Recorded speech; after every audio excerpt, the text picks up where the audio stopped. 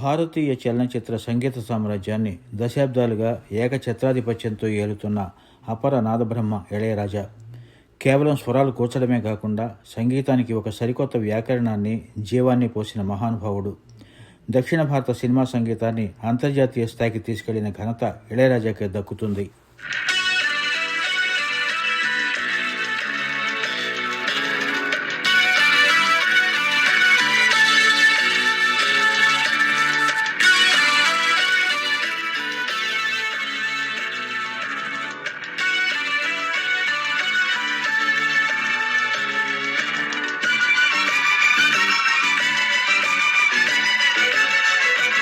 SI జ్ఞానిగా అభిమానులు ప్రేమగా పిలిచే ఆయన కేవలం ఒక సంగీత దర్శకుడు మాత్రమే కాదు, ఒక సంగీత విప్లవం.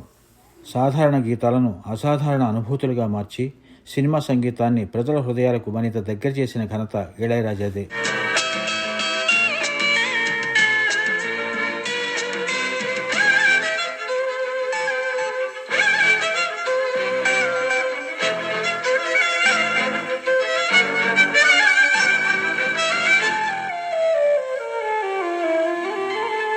తమిళనాడులోని పన్నెపురంలో ఒక సాధారణ కుటుంబంలో జన్మించిన ఇళయరాజా అసలు పేరు జ్ఞాన దేశికన్.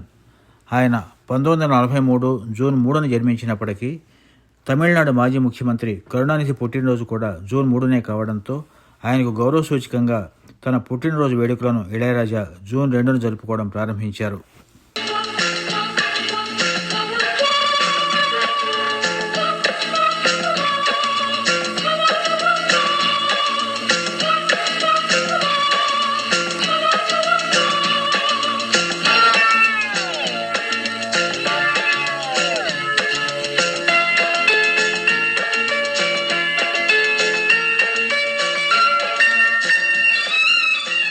తనం నుంచే సంగీతంపై ఉన్న మక్కువతో తన అన్నయ్య పావలర్ వరదరాజన్ బృందంలో చేరి ఊరూరా ప్రదర్శనలు ఇచ్చారు.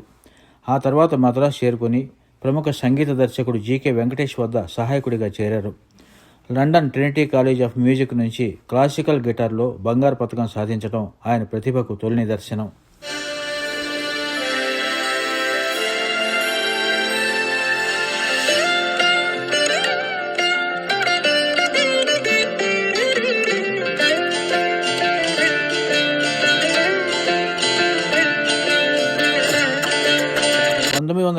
లో వచ్చిన అన్నక్కిలి తమిళ చిత్రం ద్వారా ఇళయరాజా సంగీత దర్శకుడిగా పరిచయం అయ్యారు. జానపద బాణీలను పాశ్చాత్య ఆర్కెస్ట్రేషన్తో ముడిపెట్టి ఆయన సృష్టించిన సంగీతం ఒక సంచలనం సృష్టించింది. ఆ తర్వాత ఆయన వెనక్కి తిరిగి చూసుకోలేదు.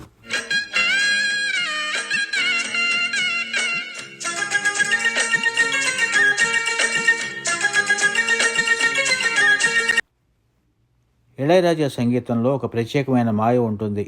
ఆయన కేవలం పాటలకే పరిమితం కాకుండా సినిమాను మరో స్థాయికి తీసుకెళ్లేలా సంగీతాన్ని మలిచారు. కర్ణాటక సంగీత రాగాలను, పల్లెటూరి జానపదాలను, పాశ్చాత్య సింఫనీలను మిక్స్ చేయడంలో ఆయన సిద్ధహస్తుడు. భారతీయ సినిమాలో బ్యాక్గ్రౌండ్ స్కోరుకు సరికొత్త అర్థాన్ని ఇచ్చింది కూడా ఇళయరాజానే. కేవలం నిశ్శబ్దంతో లేదా ఒకే ఒక్క ఇన్స్ట్రుమెంట్తో ఆయన పండించే భావోద్వేగాలు అద్భుతం. వందలాది వాయిద్యాలను ఒకే త్రాటిపైకి తెచ్చి సింఫనీ తరహాలో మ్యూజిక్ కంపోజ్ చేయడంలో ఆయనకు ఆయనే సాటి. తమిళంలో ఎంతటి సంచలనాలు సృష్టించినా తెలుగు సినిమాతో ఇళయరాజా బంధం విడదీయరానిది. టాలీవుడ్లో ఆయన అందించిన సంగీతం ఎవర్ గ్రీన్ క్లాసిక్స్గా నిలిచిపోయింది.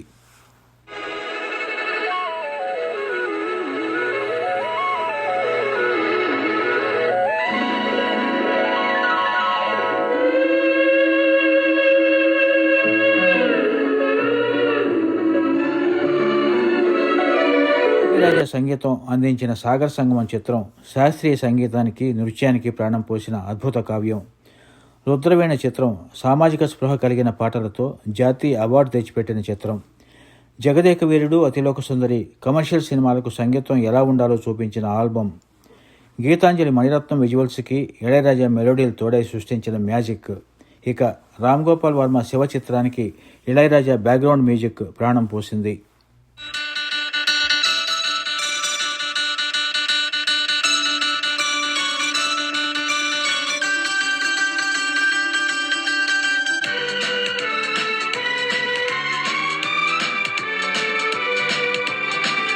చిలక, అన్వేషణ, అభినందన, సీతాకోక చిలుక, లేడీస్ టైలర్ వంటి ఎన్నో చిత్రాలు ఆయన సంగీత ప్రతిభకు నిలువెత్తు సాక్ష్యాలు.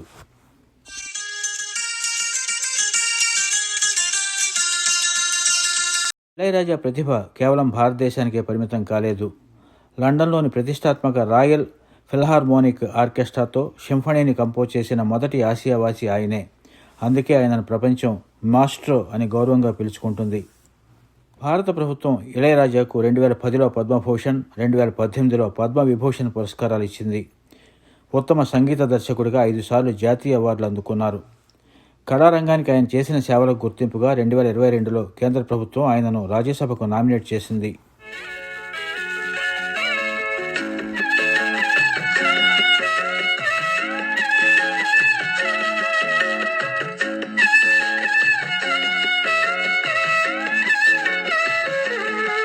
వేలాది పాటలు, వందలాది సినిమాలు అయినా ఇళయరాజా సంగీతం ఎప్పటికీ కొత్తగానే ఉంటుంది.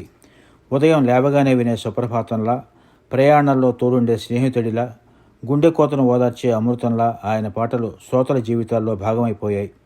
సంగీతం ఉన్నంత వరకు ఇళయరాజా పేరు శాశ్వతంగా నిలిచి ఉంటుందనడంలో ఎలాంటి సందేహం లేదు.